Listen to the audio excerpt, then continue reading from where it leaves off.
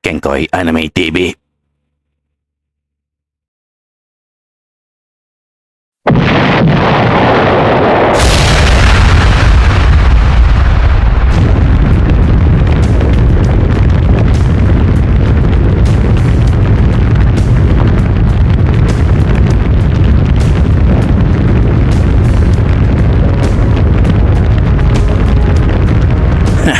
Hindi ko alam na ganito pala kalakas ang isinalin ng kapangyarihan sa kanya.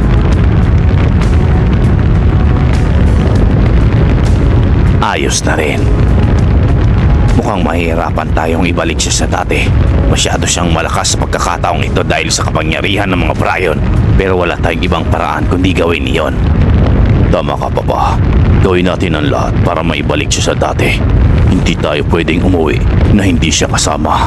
Magagawan rin natin ang paraan ang lahat ng ito.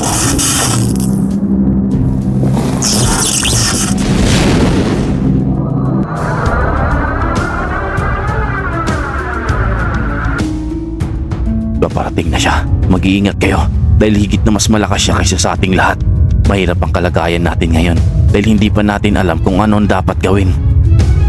Sa ngayon, ang gagawin natin ay labanan siya. Labanan siya ng buo nating lakas. Eto na siya.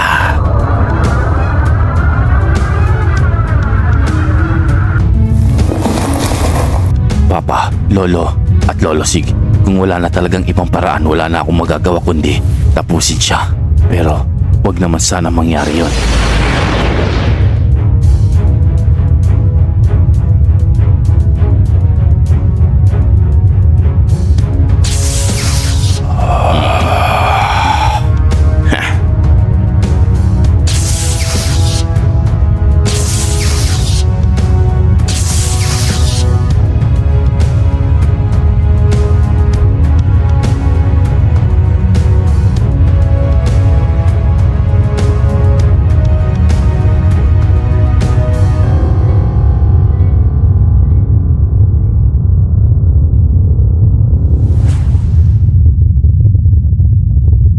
Kayong lahat makinig kayo.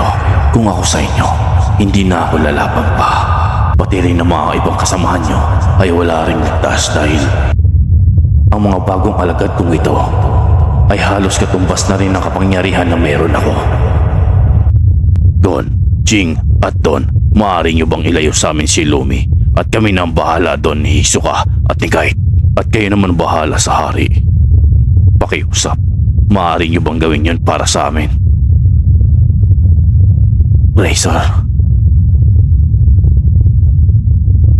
Ganon talaga ang mangyayari sa sitwasyon natin ngayon. At kung maaari, iligtas niyo ang taong yan. Gawin niyo ang lahat ng paraan at ang lahat na makakaya niyo.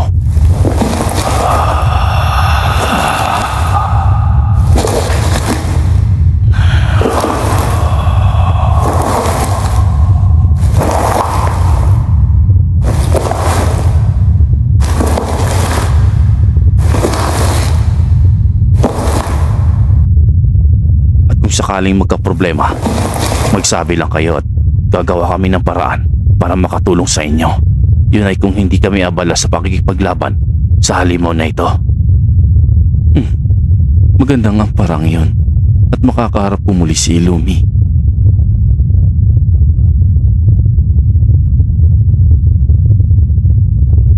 Handa na ako.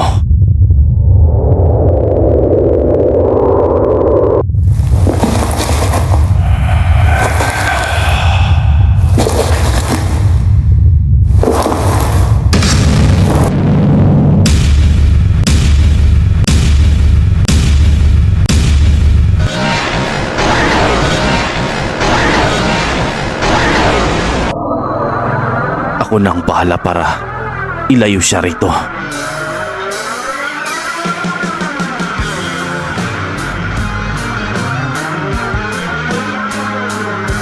Siguro sapat ng 5 kilometro para mailayo sila sa hari.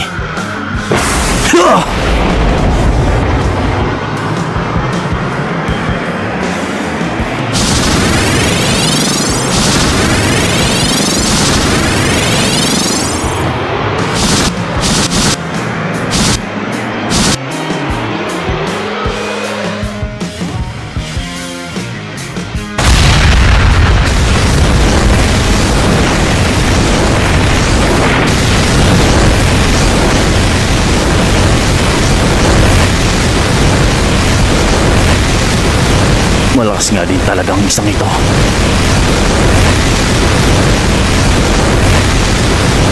Hindi ko akalaing mahihirapan ako. Pero, kayang-kaya ko naman. Walang problema. Ah!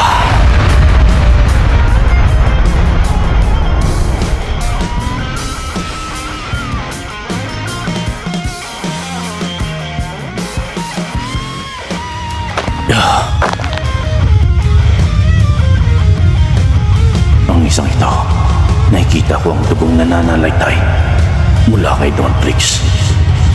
Kung ganon, hindi ako nagkakamali. Ang isang ito ay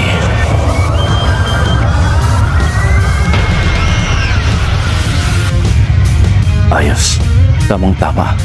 Mahigit sa 5 kilometro pa ang nagawa ko. Sapat na yan.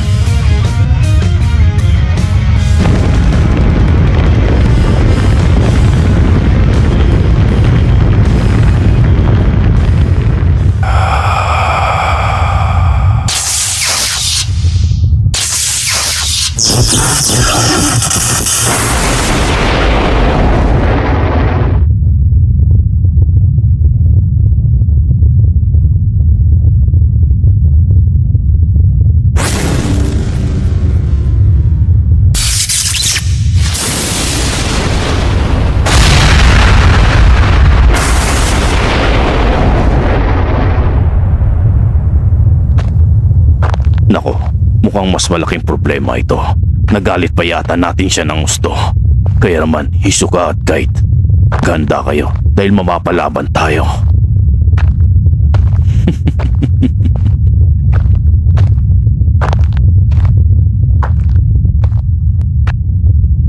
Inuulit ko, mag-iingat kayo dahil hindi basta-basta taglay na kapangyarihan na mayroon siya ngayon. Masyado silang malakas kaya kailangan natin magtulungan. Umaasa kaming magagawa nyo, Razor, Kite at Hisoka. At ganon din kila Killua, Silva, Zeno at Don Trix. Sana naman ay ito na ang huli para naman makabalik na kayo sa mundo ng mga tao.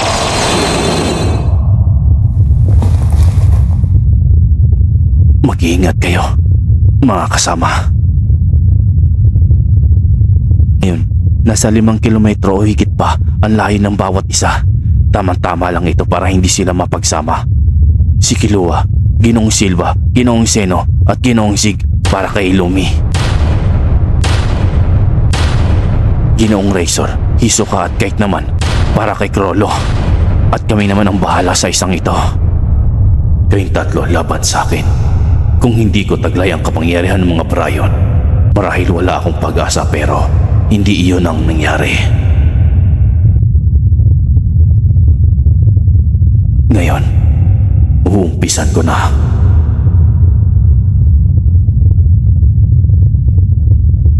Ang aking tagumpay.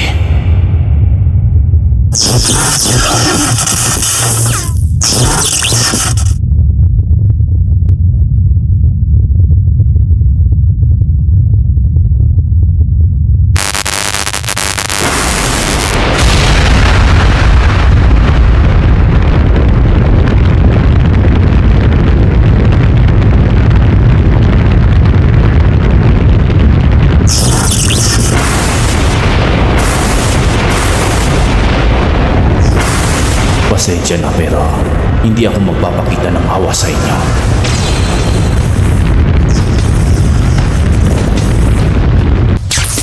Uumpisan ko na ang tunay na laban, kaya maghanda kayo.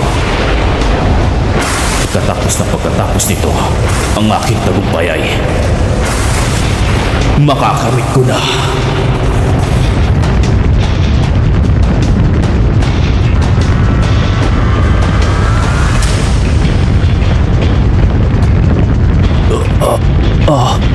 Ito ba ang kapangyarihan ng hari ng mga Bryon? Mukhang hindi siya nagbibiro. Ganito pala ang kapangyarihan na mayroon siya.